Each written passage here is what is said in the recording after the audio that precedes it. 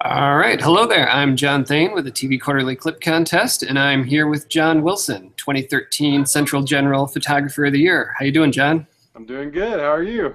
Good, good. Thank you for making this work today. You had a great year in 2013, obviously, when you were at WKYT in Lexington. Tell me a little bit about your job there. What did you do? What was your day-to-day kind of stuff? What types of stuff did you do there?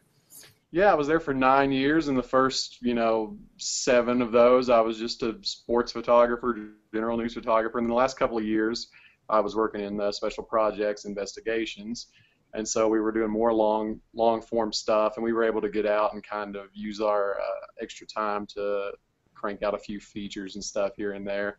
So yeah, it was mostly long form stuff the last couple of years.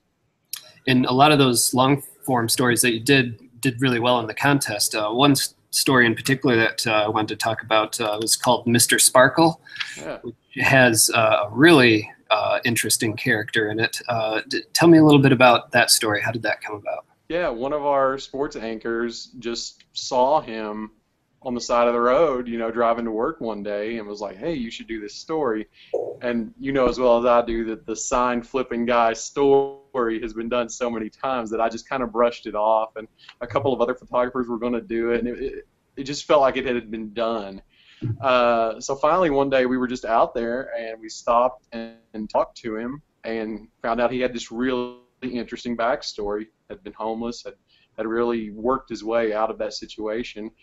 And so I said, well, so we just that day we hopped out of the car and shot him there for an hour on the side of the road. And then a couple days later, we met up with him at his former homeless shelter and really got the interesting part of that story. That's it's one thing to get the kind of the story on the scene there with him in his element, but to actually go back with him to kind of his lowest point really made the story interesting to me. And so yeah, that was one of the ones we were really proud of, and for the investigative team to kind of go out and crank out that story, and the station embraced it, they promoted it, and so yeah, it worked out really well. Yeah, and one of the really interesting things is how you shot that story. I didn't really necessarily see a traditional setup type interview. It seemed like you were all over the place, like you were always moving the camera from one spot to the next. It looked like you were all over the place shooting that. Yeah, that's I love that style, and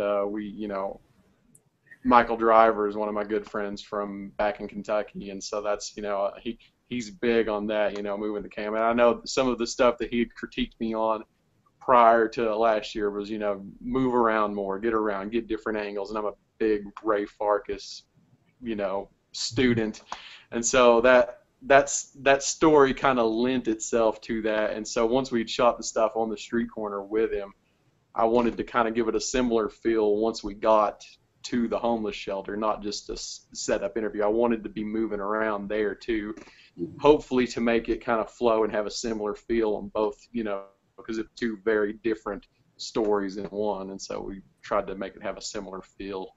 Right. Yeah, and it really did. It had that kind of that visual consistency where you were moving all over the place. We never really saw like your traditional lockdown interview. And Yeah. do you feel like that kind of helps keep the subjects more natural too, as opposed to an interview style? Or what's your? Yeah, I love that. I love that style. They say, the further away you get from your subject, the more honest they become, and I really find that that's the truth. It's that story in particular. You had a really sensitive subject, and he was not very vocal about his past. He didn't want to get into a lot of he had some really criminal problems and stuff, and some touchy things that he really didn't want to get into a lot of it. We were able to get him to open up more there, and I think a big part of that was getting away from not only him but the other homeless people who were still in that situation, who were in that line next to him, making him feel comfortable enough to kind of get the sound we needed to push that part of the story forward. So yeah, I love that. I love that style and that that form of storytelling. It's just I try and use that on all my stories if it works, if it fits.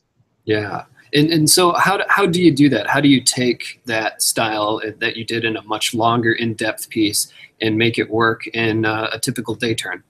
Yeah, I kind of embrace the, move around. I talk to reporters and I'm like, in this interview, I'm going to be moving around. And even if it's just a day turn story, I never want to have the same interview shot. I try and, even if we're in a cramped room, I try and, change my focal length, get outside the door, shoot through the doorway, get a lot of different angles. You worry Because that when you have a boring day turn story, especially, yeah. that's where you can really spice it up visually. Do you worry that you're Is going to miss getting a moment? multiple angles, shot variety.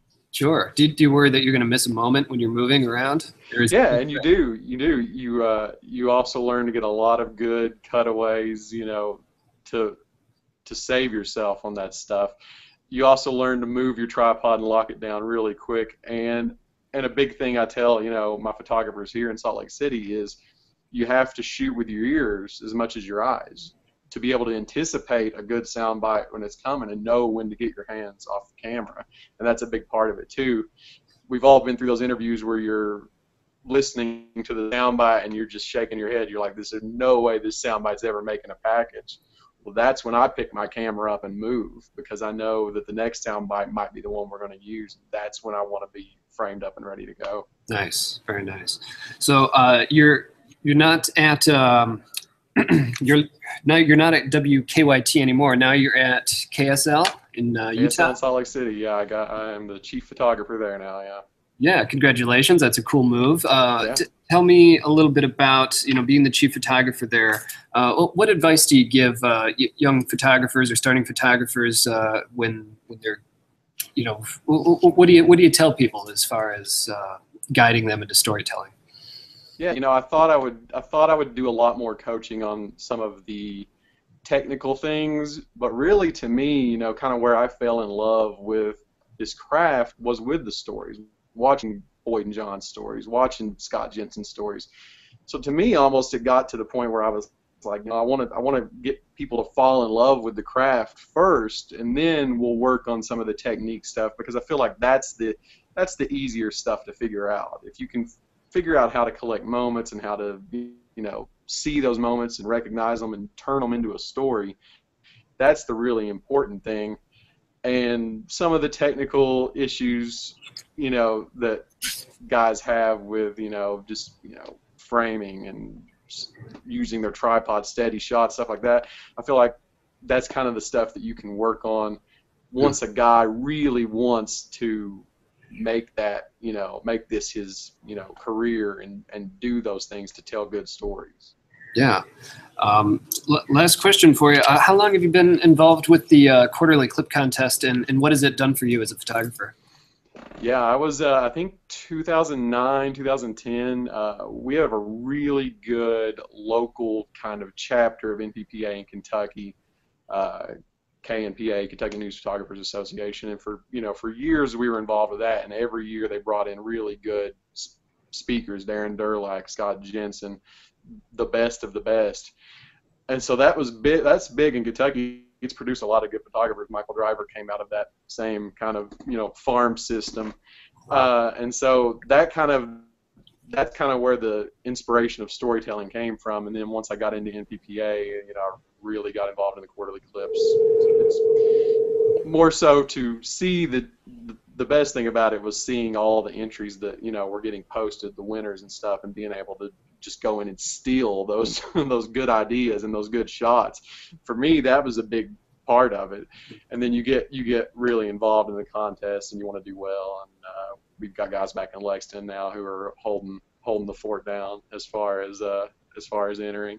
They're in the central top region now, which is a minefield, but they're hanging in there. So yeah, it's been, I tell the guys at work here at KSL now who we're trying to get really involved in the contest that it's the single biggest influence of my entire career, the ability to be able to interact with other great photographers and share ideas and steal ideas, and that's been it's moved me further in my career than anything else. That's awesome. Well, we'll post a link to all of John Wilson's stories on this post, and there'll be lots of good material for people to steal there.